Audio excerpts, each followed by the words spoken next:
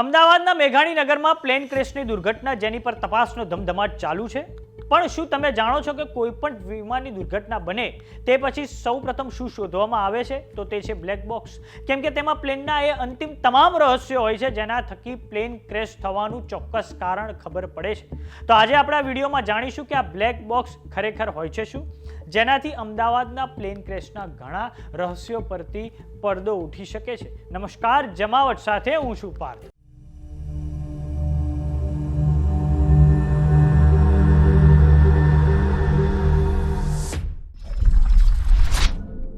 અમદાવાદમાં air ઇન્ડિયાનું બોઈંગ 787-8 ડ્રીમલાઇનર AI 171 બપોરે 1:38 ઉડીને 1:40 ક્રેશ થયું છે.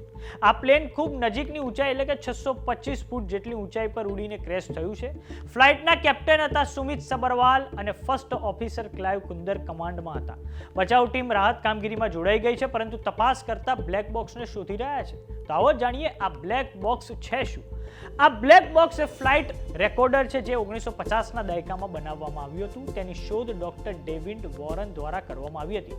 આ પછી 1963માં ઓસ્ટ્રેલિયા પ્રથમ એવો દેશ બન્યો જેણે પોતાની તમામ ફ્લાઇટોમાં રેકોર્ડર કમ્પલસરી બનાવ્યા. હવે દર્શક મિત્રો, તમને સવાલ થશે કે કેમ તેને બ્લેક બોક્સ કહેવામાં આવે છે. તો તેની માટે વિમાન બનાવતી કંપની એરબસની વેબસાઇટ પરથી માહિતી મળે છે કે ડોક્ટર ડેવિડ વોરનના બનાવ્યા પહેલા ફ્રેન્ચ એન્જિનિયર ફ્રેન્કોઇસ હસેનોટે ડેટા રેકોર્ડર ઉપર 1930ના દાયકામાં કામ શરૂ કર્યું હતું. તે વખતે જ તેને બ્લેક બોક્સ નામ મળી ગયું હતું. જોકે તેનો બહારનો ભાગ તો નારંગી કલરનો હોય છે. આ ઓરેન્જ કલર એટલે કરવામાં આવે છે કેમ કે તેનાથી તેને શોધવું સરળ બને છે. તો હવે સમજીએ કે આ બ્લેક બોક્સની મદદથી પ્લેન ક્રેશને સમજવામાં કેવી રીતે મદદ મળે છે. મોટાભાગની ફ્લાઇટમાં બે બ્લેક બોક્સ હોય છે. એક કોકપિટ વોઇસ રેકોર્ડર અને બીજું છે ફ્લાઇટ ડેટા રેકોર્ડર. આ બંને બ્લેક બોક્સ ફ્લાઇટની તમામ ગતિવિધિને રેકોર્ડ કરે છે, જેનાથી પ્લેન ક્રેશ પછીની ઘટનાને રિકન્સ્ટ્રક્ટ કરવામાં મદદ મળતી હોય છે.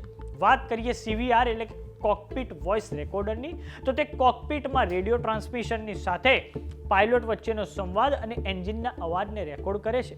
બીજું બ્લેક બોક્સ જેનું નામ છે ફ્લાઇટ ડેટા રેકોર્ડર, તે વિમાનની 80 કરતાં વધારે માહિતીને રેકોર્ડ કરે છે, જેમ કે ઊંચાઈ, air speed, flight heading, vertical acceleration, autopilot સ્ટેટસને તે ચેક કરે છે.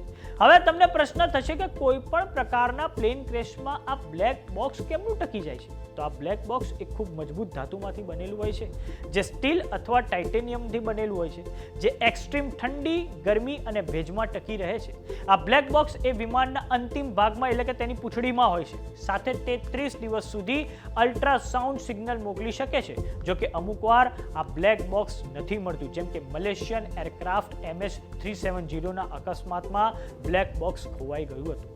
તો બ્લેક બોક્સ પર અમારો વિડીયો તમને કેવો લાગ્યો અમને કોમેન્ટ બોક્સમાં લખીને જરૂર જણાવો.